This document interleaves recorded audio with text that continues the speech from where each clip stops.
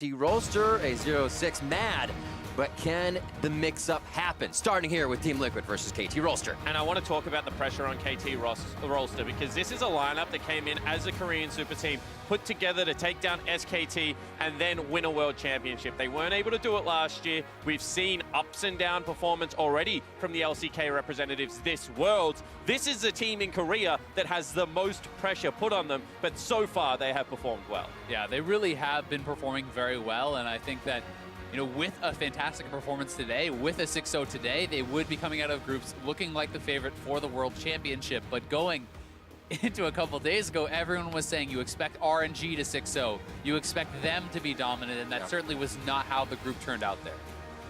Both of these teams have pretty much been made to win at Worlds. And man, will they try their hardest here on this elimination day. Ban phase 1 almost finished out. And we're going to see what KT Rolster has for this final usage of homework here as the Shen is banned out. Nothing for impact there. And so far, the bans make a lot of sense to me. UCal seems to be a threat right now in the mid lane. Pobelter does need to be on a scaling option, I think, if TL are going to be successful. I like things like the Galio, like the Malzahar, so look for him to drop his priority in the pick ban. At the same time, I think Smithy must be able to get a better jungle matchup here. Alistair's going to help that out just through his pressure in the bottom lane. They need to be able to control scores pick if they want to have some success. I'd also say this has been one of the better champions for Olay. He has looked somewhat shaky on both the Leona and the Rakan in this tournament. So Alistar, I do think, is a more straightforward engage. It is a lot easier to pull off, but you are giving over both the top lane priority here with the Urgot pick and potentially the Xayah takeaway. This would leave Kai'Sa available for TL, but that gives the bot lane 2v2 kind of over to KT. Yeah, and just because of some meta reasons, I thought, the Tahm Kench as well as Shen probably support takeaways here, but you do have to remember that they're some of Impact's best picks there in the Shen and the Sion being taken off the board. So interested to see whether the tank top laner of Team Liquid does go towards an Aatrox, try and fight some fire with fire versus someone like Smeb. He could, but I mean, I honestly would be somewhat surprised. I mean, he does it, but this has historically not worked out well for Impact at Worlds. When you think back to last year even, traditionally he doesn't do well on the carry versus carry matchups at MSI also. He has mostly succeeded on tanks. And that's because a lot of what goes for the resources is all to double lift. Everything that bottom lane on a Sivir, you don't need to do that as much. He offers from that position no matter what on that utility champion. So it'll be pretty crazy to see Impact going back to that aggression in the top lane. We do have to note, though, this could be a flex to mid. So it is possible that Pobelter will be playing the Aatrox. Certainly don't expect it to be going anywhere else. That would be a little bit too crazy. But so far, the draft, I think, looking very good for KT. Smeb with the Urgot on the top lane should have priority. You've taken away Doubleus, #1 pick by far with the Kai'Sa. Gragas is one of Smithy's best jungle champions and something that can actually affect the early game very, very well. So KT has not only taken comfort for themselves, but they've taken it away from TL. And I think that the jungle takeaway means that they can now focus heavily on the mid lane bans, just because they know they've already got Smithy's best performing champion so far is what he played last game to be able to pick up the first blood. Now if you start hitting Talia as well, puts even more pressure on the two members that you feel must be able to perform as a core of the map for TL to get some advantages. I wonder if we see Pobelter bringing out his first Malzahar of the tournament. Something along those lines I think could really make a lot of sense for them. They are pretty physical damage heavy right now. It is something that is considered generally a fairly stable mid laner. That being said, UCal very likely will be left with the counter pick, and that is going to be a very frightening prospect for TL and Pobelter when UCal has been a monster. The other small takeaway is you can see TL very aware that could be a Gragas support coming out for Martha, just because it is considered one of the better matchups into Alistar can stop a lot of that aggression. So still potential for Score to take something here. And we've seen things like Poppy Jungle rise to popularity against the Alistar Aatrox combos just because of how much presence it has in the team fights and being able to shut down the aggression. Out of phase 2 for bans that Kindred take it away from Score along with Talia, Galio, and Ornn as we take away the tanks for Pobelter and Impact. What is the pick for KT Rolster? Possibly locking in that jungler, letting us know where that Gragas is going. They have 8 seconds to hover. Yeah, and I would be surprised if it was a Graves. I think they want something with a little bit more presence on the map. Whilst in a similar vein, it is a farm-heavy jungler. There is a physical damage threat, given the fact that, with the Kai'Sa, you need to be able to balance out your comp. Something that certainly suits heavier into KT's favor, but I want Smithy to go early game. You know, where is the Olaf? Where is, you know, Lee Sin not a champion he's known for, Xin Zhao maybe, something along those lines. Have some impact down in this bottom lane. Yeah, I'm really looking at Olaf or Xin. It is going to be the blind LeBlanc for Pobelter, so throwing down the gauntlet here against UCal should be very interesting, but already you can see KT trying to set up for a heavy dive comp, a lot of engage, a lot of follow-up to attack Doublelift on this low mobility carry. And I like it because even though it's an assassin pick, it is considered the safest assassin available. You know, things like Syndra are a skill matchup, but you should be able to weather or survive that laning phase. Some mid laners like Jensen even show that you can thrive in that situation. And it's not going to be an early game focused jungler, so a little bit more late game scaling right now seems to be the MO. Yeah, very heavily weighted towards that end of the spectrum. They were hovering the Zim, but decided to go for the Skarner. They do have quite a bit of physical damage in this composition, and there's not really a lot of fantastic things to QSS. So while you will still have to pay that tax, it's not like you're getting, you know, a Morgana binding that you can also QSS and all these other things. So if you can force QSS out of a number of these different carries, that could be pretty effective. That being said, we are going to get the Lissandra as the last pick, the answer to this LeBlanc. And Lissandra plus Nocturne post 6 can be so terrifying for LeBlanc. If you get hit by that one ultimate from Lissandra, Nocturne flies in, certainly the potential to lock down and burst out this LeBlanc. And this is another one of those pick bans where you look at it and you say, is it a dive comp or is it a 1-3-1? Because they have split damage threats that can go into either lanes against only Bruiser. So if they get snowballed, there is the opportunity to open up the map. Nocturne can attack that side lane, and you have a reasonably safe 2 to be in the mid lane. At the same time, you then think about, you know, Urgot flashing into team fights, how effective this champion has been. Certainly some flexibility in the KT Rolster comp if they're playing from even or ahead. I really think so much of this game will come down to how the solo lanes of TL will perform. The recipe that most people have been putting out for Team Liquid is stability in the solo lanes. Picks like Sion, picks like Ornn, picks like Malzahar and Galio. We have LeBlanc and Aatrox. That is high variance champions right there. If LeBlanc, Pobelter, and Impact can perform, there's a high chance that they can really have a big impact in this game. But if you fall behind, those champions tend to start looking pretty worthless. Talking about the solo lanes here, that Aatrox Urgot matchup is flipped from the first time. Impact was on that Urgot, and we had Smeb on the Aatrox, so it's a little bit of who can do it better. This time, there was a lot of intervention from Score in that top lane to swing things, and Team Liquid had a rough early game. Can they change it around? I mentioned before, both of these teams really made to succeed at Worlds. Let's see who can do it here today in the rematch of Team Liquid versus KT Rolster.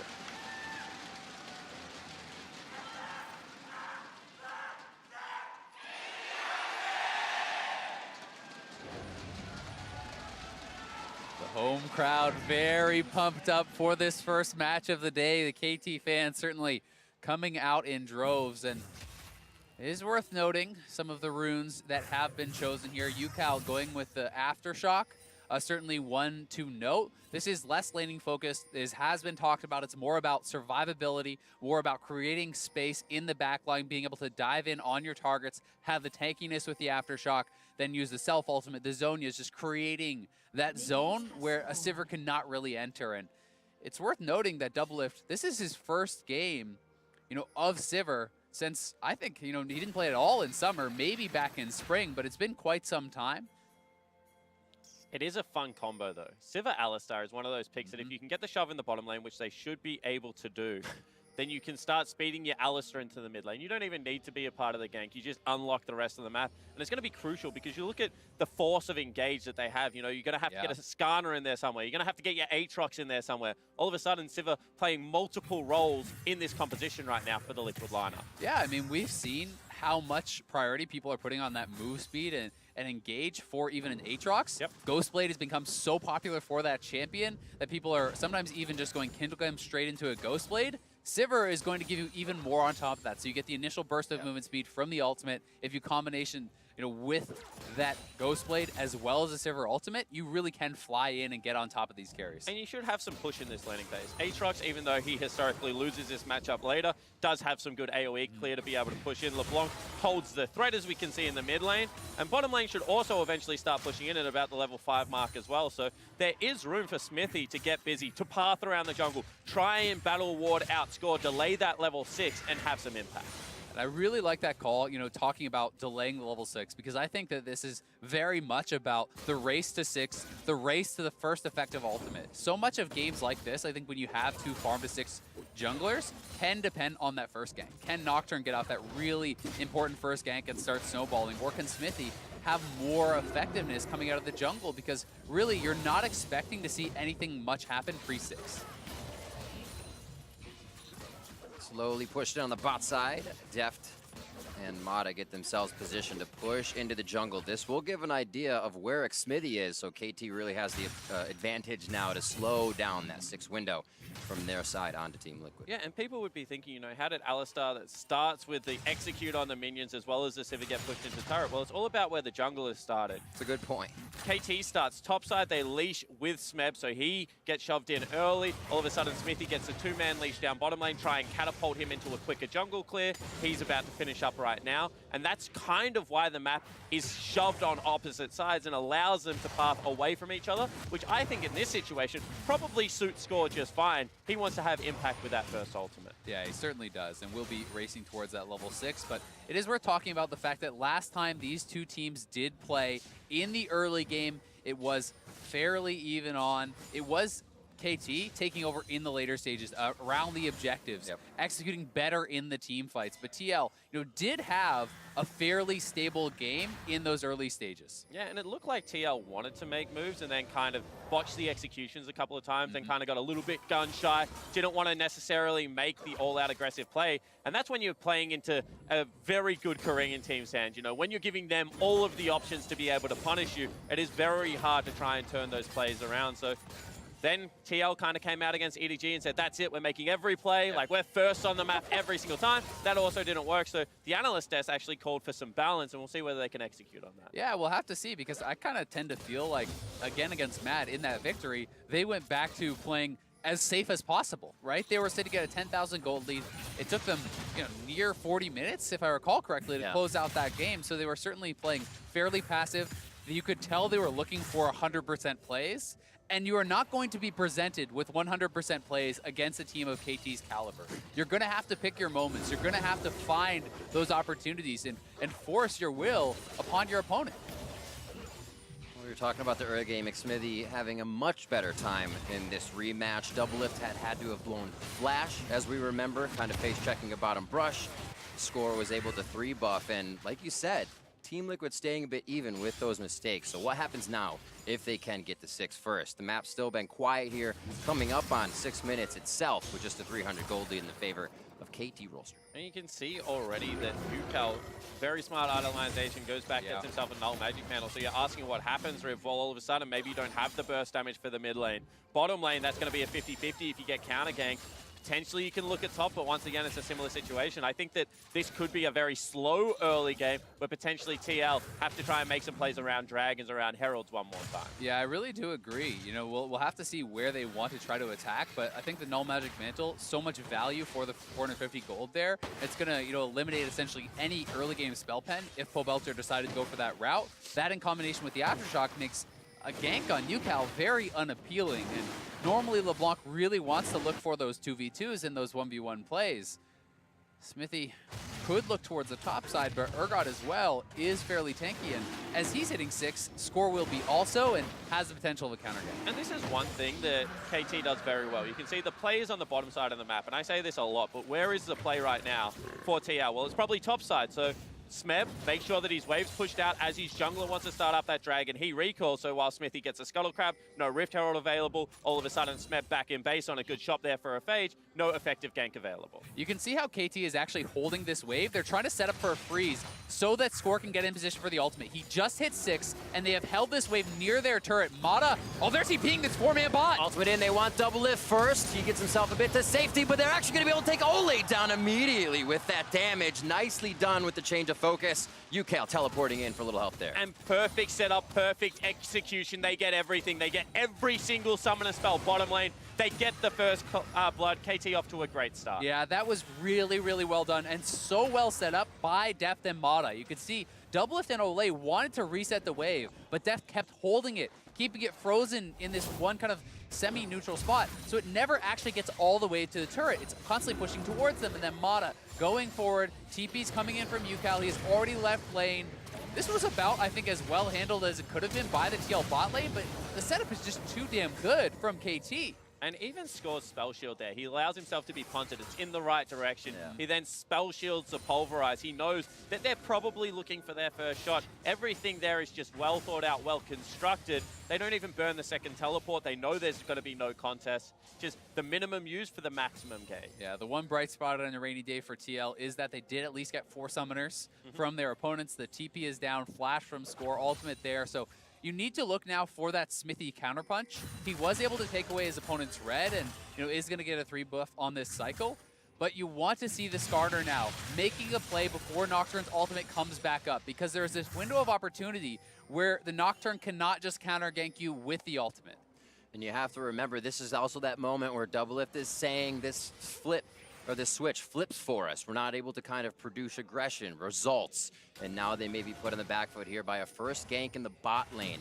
Resources given to Deft, something KT love to do to get this guy going. He has something like 46% of the team's lead before 10 minutes in the game, and you can see why. He is getting all of that effect from the rest of the team. Yeah, and that's the unique thing about Deft. It was seen as a laning AD carry for a time in career, but for the rest in China, but for the rest of his career has been that team fighting insurance policy for all of his teams. If you throw him some gold early, they can then play towards their solo lanes, look to set up the map, and if it does go late, Deft on Kai'Sa will be able to clean up some of these fights. Yeah, he's more kind of the insurance policy rather than the dependency, right? When you have guys like UCal who are stepping up since he has come in for KT, they have been looking so damn good, and Nocturne Ultimate is available once more. It's so spooky. Turn the lights on. Dark and scary place out Turn the there. lights Be careful.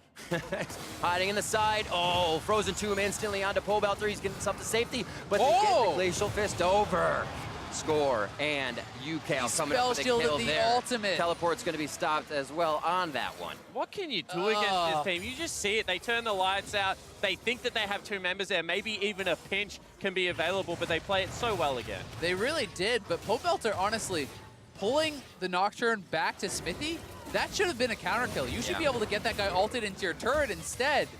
Smithy does not have the patience. You need to wait out the spell shield. Wait till that is down, then commit the ultimate there from Skarter. Instead, he tries to go for it. Score spell shields it, so not only do they get another kill, your ultimate is wasted, you have no pressure, and you didn't get a counter kill. It's just disastrous for TL. And I think the key word in this game is going to be the pressure that TL is currently feeling. They've given up the early game. Absolutely. 2 kills going over, 2 carries now getting rolling. It would be thinking, you know what, we didn't play aggressive enough. We allowed them to make too many plays. It's happening again. How do we shut down this powerhouse? And the dangerous thing is, if you set the stakes of the day, they don't even necessarily have to. This is a team that can lose this game, can win against EDG, force a tiebreaker, and potentially still get out of group. But they want the destiny in their own hands. Yeah, and honestly, in North America and traditionally for TL, it's been about Smithy in the early game, trying to make things happen. But at this tournament, he has not really been a big contributor. He has not been able to make things happen as frequently in the early game. And when you're facing a team like KT, when you're facing a team like EDG, you don't have big skill advantages in the lane matchups. You depend more than on your jungler to get involved, to mix things up, and to really take advantages. But that's very hard for him, especially when you're facing off against Score. And Score isn't actually a jungler that Deft or Smab or the lanes actually need to be proactive in their lane. So you got to figure in a game where he does have the assist and 100% kill participation, things are going to get messy for Team Liquid. And there we see Smithy going down as KT starts to invade. Just a beautiful ultimate there from Mata, knocking in Smithy. Not much of a chance to respond there, and it's looking like KT could go towards this Rift Herald and try to use it to get a first turret. Yeah, and that's what I was going to say. The swap came out beforehand. They know what the next play is. They set up a line of pink wards, the deep ward inside the jungle just behind the blue buff. They're prioritizing the Rift Herald. They're trying to get the early game rolling. However, we have seen this go poorly for teams. Rift Herald, objective if you get contested on, can go badly. Certainly possible, but Smithy is so far away, I don't think they can even try to really contest it. It would be very, very difficult, and you know, Doublelift at this point in the game, Sivir really does want to get some items before really getting too involved. Pushed back in mid lane, Impact and Pobelter trying to defend a small wave from UCal and Smeb, but here's Rift Herald already. KT leaving nothing to chance and no time to waste as they try to set a frantic pace on this game already. 3 kills to Team Liquid, and mid turret will fall for first turret blood as well, as KT is raking in the money. But once again, a flash out of Smithy, no grab there, not in range of anything. UCal just pops the ultimate, first turret goes down. There's another dragon now up and available. They have complete control over this map, and it just doesn't look like Team Liquid have any answers to the pace that KT are currently setting on the game. Yeah, KT are setting up the plays better. They're executing on the plays better. They are straight up outplaying TL, really in all categories right now, but TL trying to make a play here. We'll see if they can turn it around. Impact throwing down World Ender. They have Smeb right in the middle of everything and score, and UCal trying to come in and affect the fight, but they have to turn away. Top lane is going back and forth in the 2v2, so they can't come down to help. The flash in the Ring of Frost from UCal. Scores and low. It's score in a real bad spot. Pobelter with the auto does get as the Ignite comes through as well, and now they're on the chase to UCal. Impact with World Ender down may not go fully under the turret, but KT biting off more than they can chew. And finally, a punish out of the Team Liquid lineup. KT was playing like they didn't have an opponent, but they respond in a good fashion and they pick up the 2 kills. Yeah, Mata have been pushed back to base as well, so TL making something happen finally. They do push up on the top side, are going to be able to get a preferential back here as well. They do trade +1 in the kills also, so positive for TL that they are now trying to continue to stay proactive. This had been a problem for them in the past. When their first punch fails, they do tend to kind of back off and not have the confidence king. That's the base check. Whoa, Deft going in, try to bait out Pobelter there and also get the ward clear. As you can see, it's actually pinked out, so he did not know, and almost getting another kill around the map. Pobelter trying to be omnipresent as we head back down to the dragon fight. You can see this dragon fight coming out one more time. They are able to focus down Smeb, finally getting used out of that Skarner ultimate, but then KT kiting back, feeling the confidence to go forward here as the World Ender expires. Yeah, it certainly did. They flash forward, they use some summoner spells. They do pick up 1 kill, but ultimately probably not a worthwhile trade. All of a sudden, Pobelter feeling a little bit more involved in this game from previously being shut out. He's got the 2 kills, and LeBlanc's still one of those champions that if you're someone like Deft at this stage, you don't want to get rolling. It's really just good to see that TL are trying to stay proactive, even though they had been outplayed in the early game, even though their early plays had all kind of failed. You see Pobelter still roaming up to the top side. They're not backing away from the fights. This is something that they have really talked about needing to be able to do, but it's Impact now. No ultimate available, and that was an exhausting night. Double Spellbook Summoner spent there from Smeb, so no chance of fighting back for Impact. But I like this because all of a sudden you can see the bottom lane is rotating back down towards the bottom side of the map. There is the Mountain Drake available. There is a turret there. Smeb using both of the summoner spells now won't be able to contest for that wave. So finally TL with the well set up proactive play, going to look to knock down a turret, going to look to take themselves a Mountain Drake. Talked a little bit about the pace being set by KT with Rift Herald in mid. TL say let's switch the map and cause KT to play reactive. And I do want to stress that whilst game number 1 between these 2 games was decisive, it didn't really look like there were all that many windows for TL to play back into. It also wasn't an outright stomp where individual players were looking completely outclassed. It just looked like a well-oiled machine rolling over the top of TL. This time around, they have done a good job of just halting the bleeding and trying to trade sides of the map after about the 10-minute mark. We also have to remember how TL looked in the first days at MSI versus how they looked in the later stages of that tournament. Once they got their stuff together, the confidence built. They were able to take games off RNG, but KT, that being said, is taking turrets left and right. Extra wave in the bot side. Doublelift and Ole couldn't really take the turret down right away, and they're even spending more time too as mid could go down. KT really turned around what could have been TL, like you said, stopping that bleeding, but it seems to be dripping a little bit still. And once again, this is KT's game. They like to play up pressure, try and take the maximum every time. There was no punish there. At the Dragon, there was a punish, so you still have to be hopeful that if they continue to play on that razor's edge, that they too make mistakes, because this isn't a flawless team. They just look very good. Will once again knock down another turret, extend that gold lead to about 2,000, but you can see Doublelift still accumulating farm. Things are okay right now for TL. They are now in his environment, if you look off to the side, where he normally is. You got to be careful, though. I mean, if you stay out too long, Nocturne does have the ultimate. It looks like he will be able to recall in time. So they accept, hey, we're not going to be able to defend that. They have given up already, though, both of those mid lane turrets. They gave up the top lane turret. The tier 2 took a fair bit of damage there as well. We'll see, you know, if TL can stabilize. This gold lead is certainly not monumental for KT. It's a nice early advantage, but it's not the end of the world yet. And if TL were to win a fight, there is more gold to recoup on the map. I want to take a look at UCal's item build here for a second, because it is a little bit different. We've seen a lot of, you know, one threat comps. This certainly isn't that, but we've seen mid laners be more willing to play utility type roles than before, and I think it was Licorice that showed us this Aftershock Lissandra first. Now UCal invests even further into that with the item build. And I think your point that it isn't a one threat comp is an important one here, because when you are running a team with no true frontliner, yes, Urgot, you know, is a frontline, but he's not really a tank. You can afford to go for more of these kind of hybrid, somewhat tanky builds. And you have all of these members that are all individually somewhat tough to take down, and then you add in things like the Stopwatch and the Zonias, and all of a sudden there's so much space being created. You can see Asterix perhaps being built towards here from Score, the Banshees into Leandries with the extra HP there, and the Aftershock from UCal. So all of these members are going to be more difficult than normal to take down.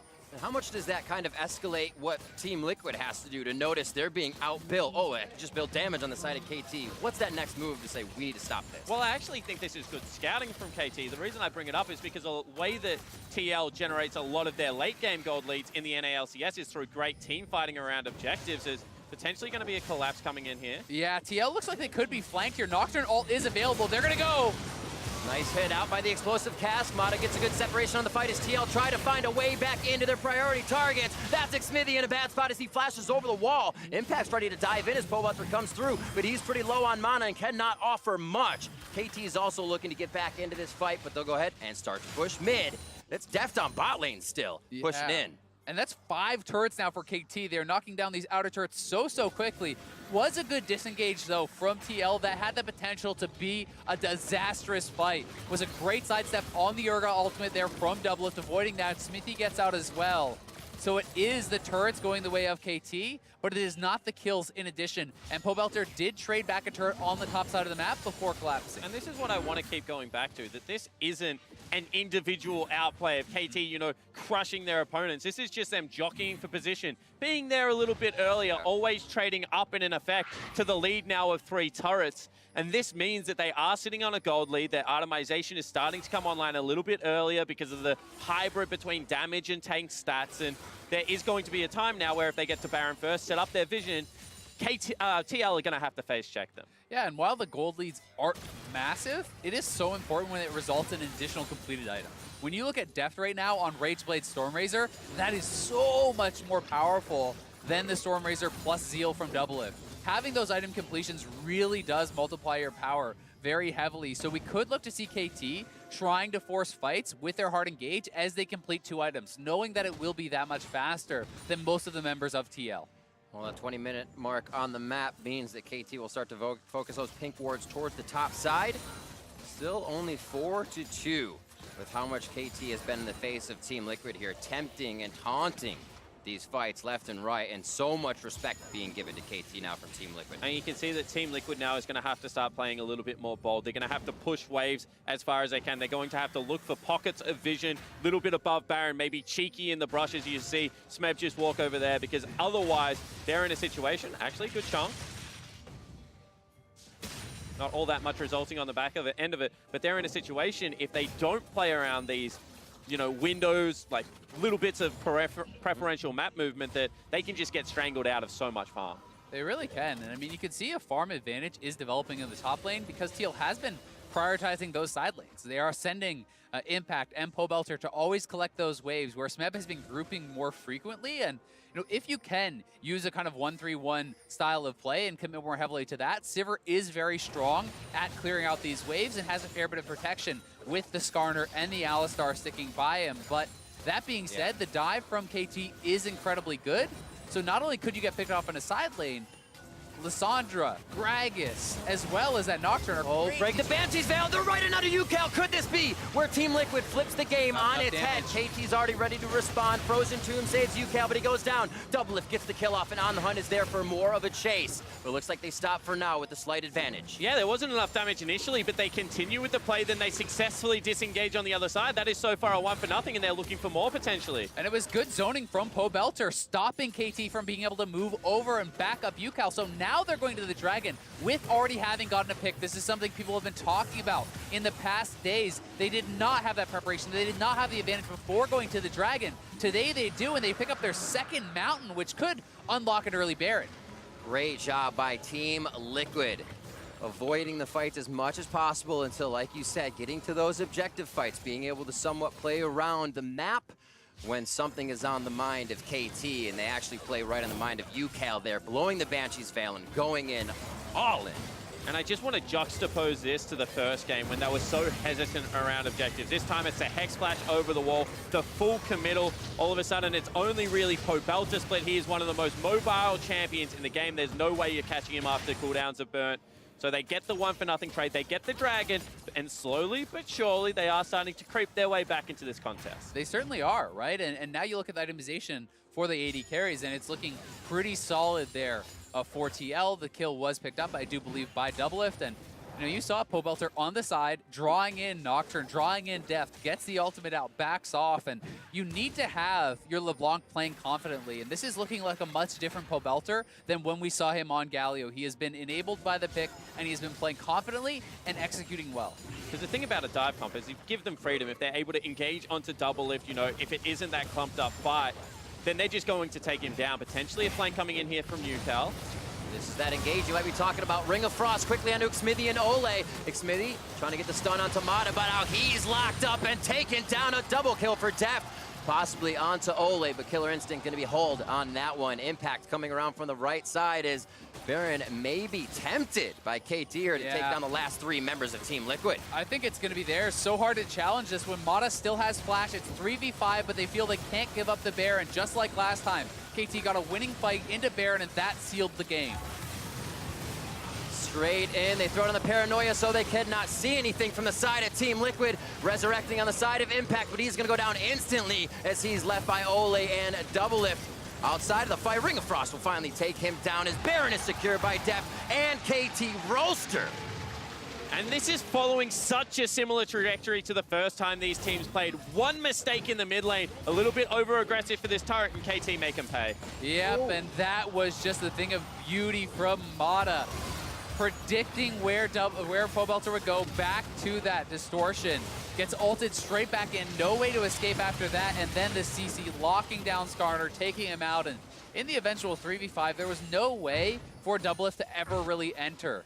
And that's what I wanted to talk about. If Mata can create kind of a gap between himself and the carries around those fights, all of Siv's power just falls off because she relies on being able to send damage through the front line, but onto hitting the back line. And you can see there was enough space, there was enough zone created. That's going to be Smeb's job. That's going to be Mata's job in these team fights. If they do have to fight front to back, which now with the Baron they might not have to, they're going to try and create pockets of areas for control.